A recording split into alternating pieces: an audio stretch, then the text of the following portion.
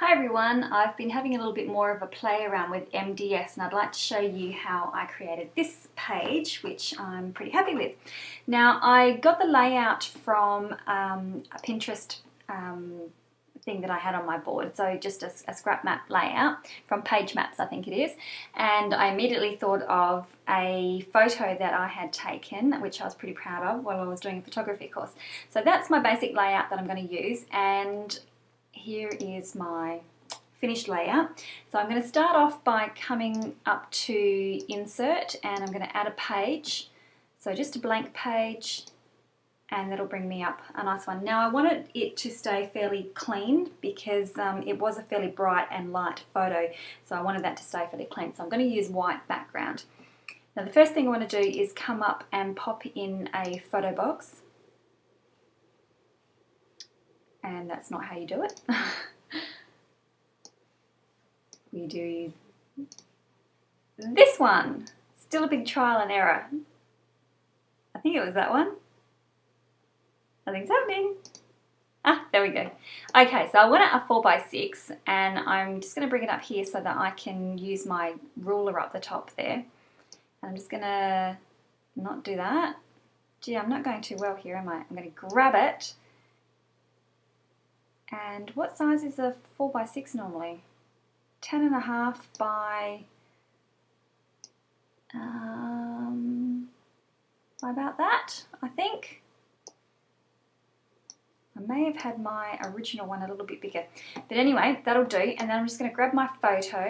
These are some other photos that I had taken when I was doing the course as well. So I'm just going to grab that one and drag it and drop it in there.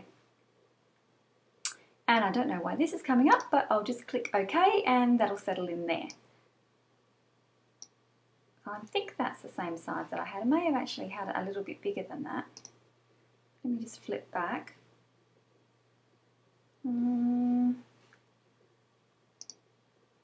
Maybe it was a little bit bigger. Let me just bring it up to the 120. That'll do. Okay, I'm going to pop a drop shadow on that.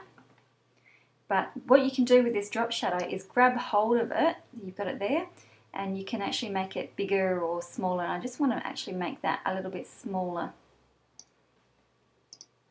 like so. Now the next thing that I'm going to do is I want to add some paper layers. Now this is probably when I first started, was one of the biggest things that I could not get a hang of. I couldn't work out how to layer them, I couldn't work out how to put extra cardstock on, it was driving me nuts, but I have found out how to do it. You do it with punches. So I'm just going to come up to my basic punches and grab a square punch and click apply and close that down, and that's given me this here.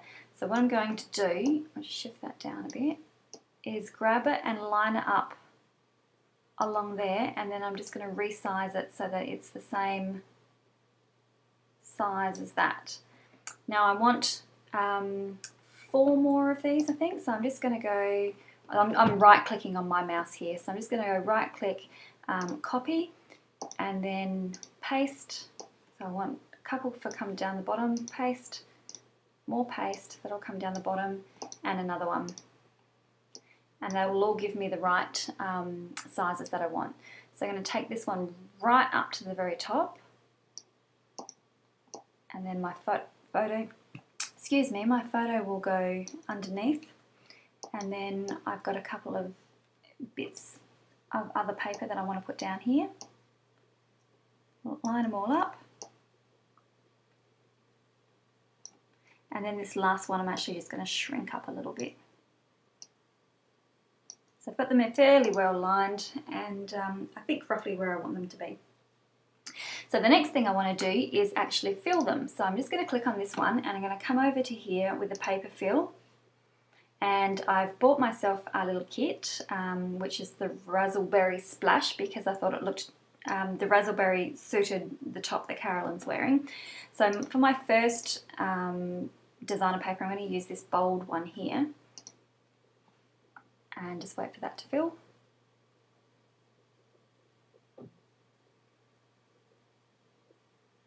When it's ready,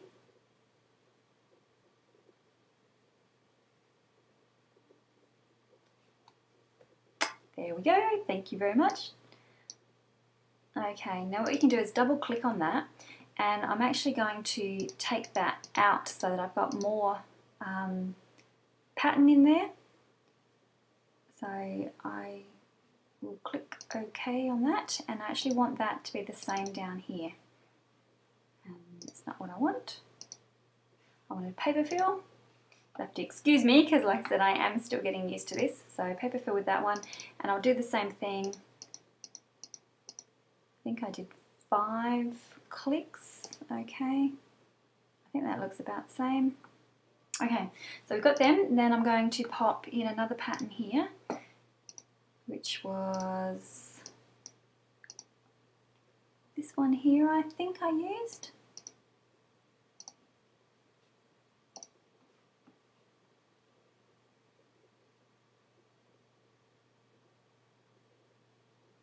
Okay, and then what I'm going to do is shrink this one down a bit more as well, and what you can also do is grab hold of it and shift that paper around so that you can get a bit more of your pattern happening.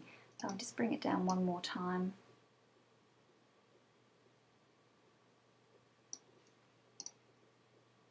Okay, and then the final one, I'll paper fill, and I'm going to use, it's sort of like a checkered, but it's very, very fine. It looks very blue when you're on here, so I'm going to double click that one, and I'm actually going to increase that so that I've got a bit more of that grid pattern that I can see.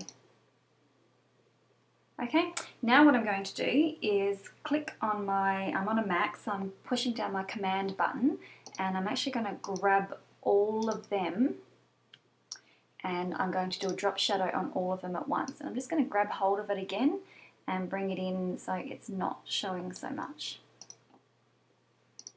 Okay, so and now I think they're all fairly well straight and lined up nicely. So what I'm going to do is click on the command, hold the command button down again, and grab hold of all of these items, and then right click on my mouse, group them, so that now if I want to move them, they all move together as one. Like so. Okay, now I'm going to put some borders down the side here, and my borders are in my embellishments, I do believe. So I'll come in and I'm going to put in splash, not splay, but splash, and I've got all my borders here. So I'm going to use border 4 and click apply, and I can select more than one here at the time. So I'm also going to use the raspberry splash.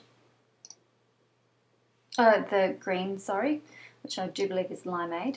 Now while I'm here, I'm also going to come down and grab my flower that I used, which was this one here.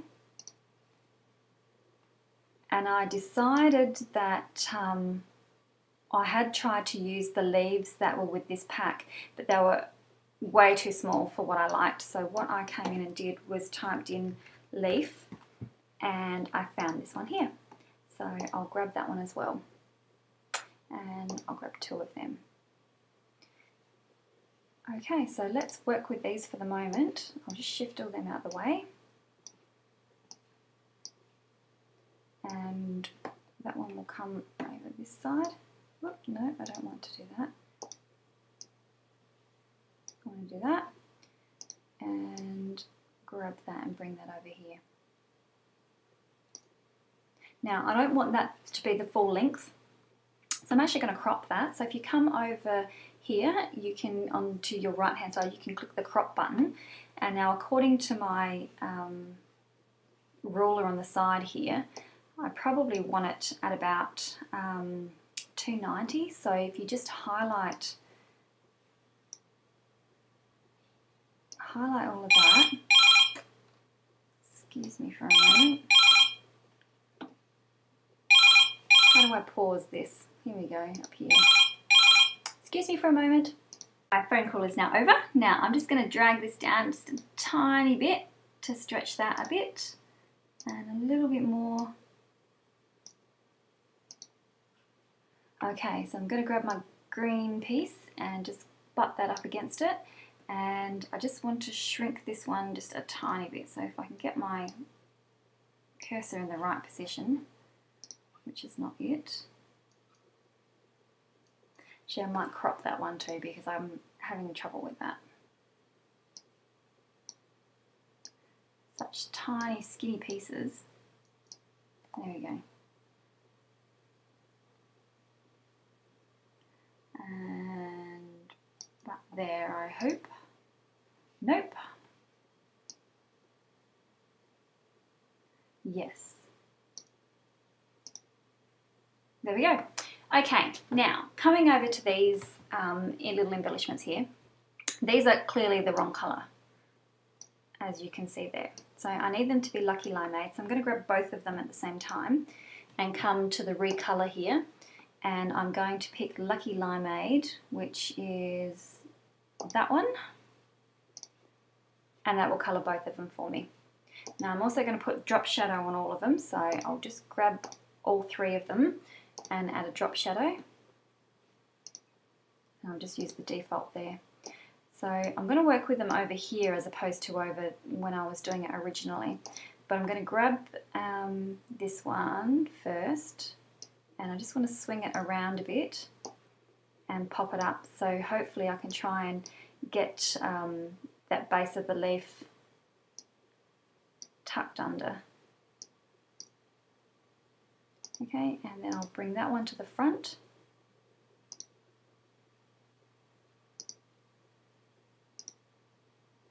Like that. And I can grab and just move it a little bit more. Maybe just swing it around a bit.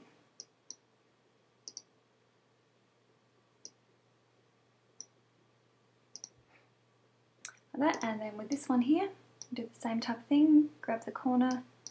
Nope, not that. And swing it around and tuck it up underneath. Just try and get it so that the two are matching.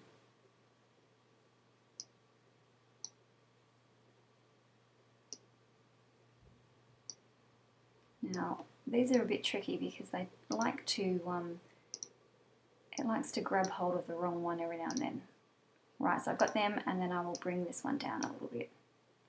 Okay, so there's my little embellishment, and now I'm going to Command key and grab all three of them and right click and group them so that I can then grab the whole lot and move it down over here. And I'm going to swing that around a bit. Actually, I'll make it a bit bigger, and then I can swing it around a bit on an angle.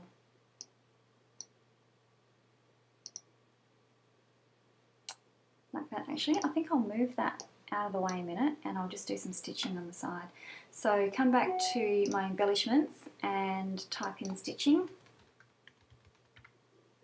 and I think I used started off with a white. I think I used the number 2 one, and apply because I want 2 of them. Okay, so I'll grab both of them and I'm going to recolor them, and I'm going to colour them in the razzleberry so that it matches all my cardstock. Okay, now I want them to be, I want one of them to be, not 2 of them, just one of them. They want to come together.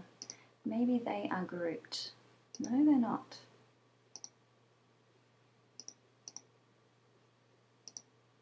Right, now I've got one of them. Now I'm going to come over here with the rotate, and you can either go straight to 90, which can sometimes be a bit tricky, or you can actually grab your cursor and delete and pop that in and press enter that way.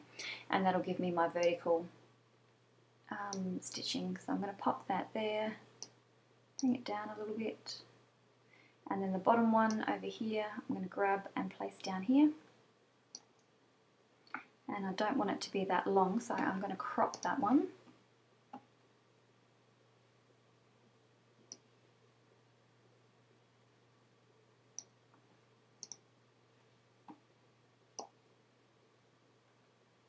And pull it along down the bottom. Make this one just a tiny bit longer, so I've got that crossover look.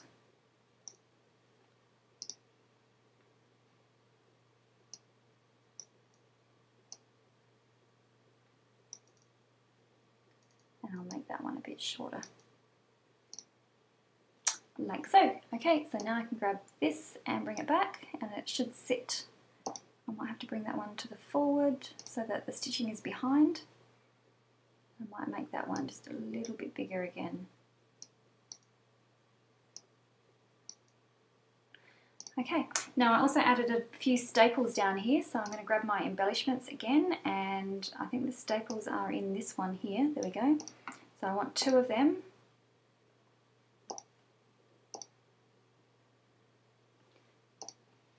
Okay, so whoops, I don't want to get them any bigger. I want them down here. And the second one. And I'll highlight them both. And I will rotate them 90 degrees both as well.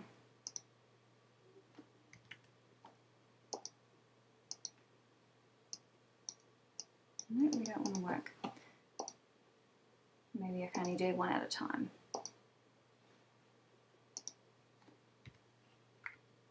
There we go.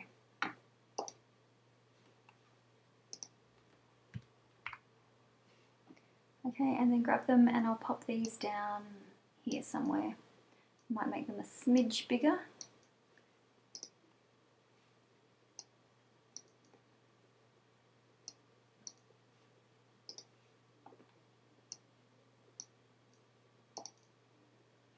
Have them done there. Okay, now I need my journaling text.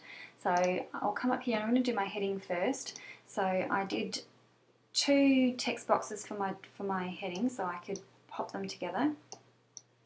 Now I have downloaded some from the internet that I liked, which was this one here.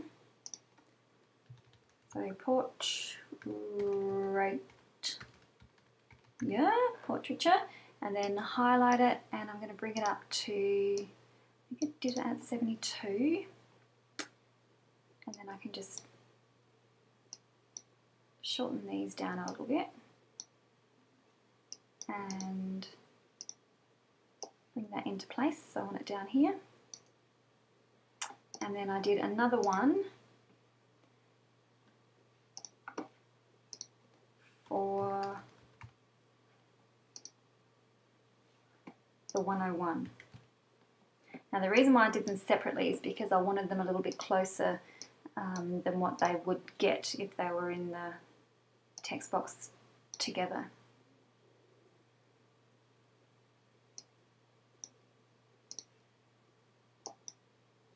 Okay, so I'll grab that and pop that down here.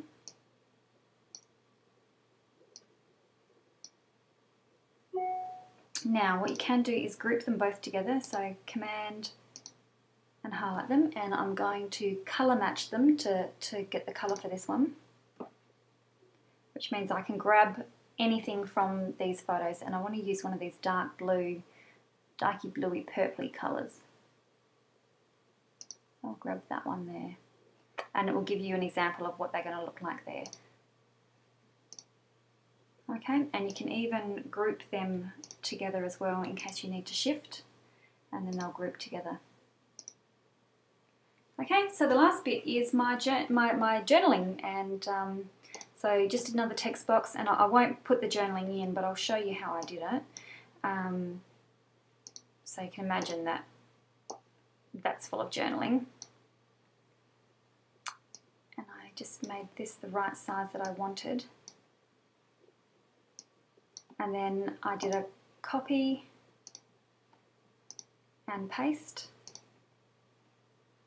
which gave me another one. So I lined them up and then shrunk one down so that I knew that they were in exactly the same position. And then what I did is I grouped them, and that way I could shift these to the position that I wanted to and kept them in line. So that is how I got my finished one there. So, and the journaling just says that, you know, I did a photography course, and Carolyn, who is my good friend, decided that she would be my model for me. Not that she had a lot of choice in the matter, but, and it was a funny situation because we couldn't get the lighting that I required, so we ended up sitting her very, very close to a big cream pillar so that the light reflected off the cream pillar and brightened up her face instead of having heavy shadows across it. So I was very happy with and very proud of my photo, which is why I decided to scrapbook it. So I hope you got some tips out of this one, and I will endeavour to make a few more. Thank you.